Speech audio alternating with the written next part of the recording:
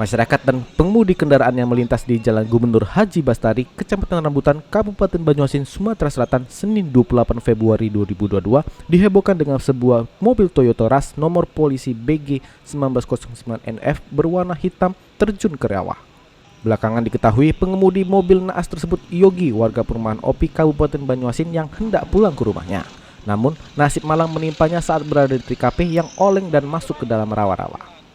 Anggota Satuan Lalu Lintas Polres Banyuasin Bribka Taufik saat ditemui di lokasi mengatakan peristiwa terjunnya mobil Toyota Rush itu terjadi sekitar pukul 10.30 waktu Indonesia Barat.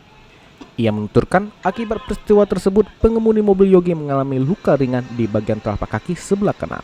Meski tidak ada korban jiwa dalam peristiwa ini, kendaraan roda 4 ini sudah dievakuasi dan dibawa ke pos lalu lintas terdekat. Jadi untuk kronologis kejadian, pengendara mobil Toyota Rush ini dalam keadaan mengantuk.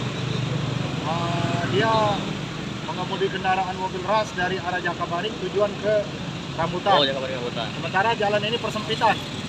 Jadi dia bukannya berbelok karena mengantuk, jadi lurus dan masuk ke dalam sungai kecil ini.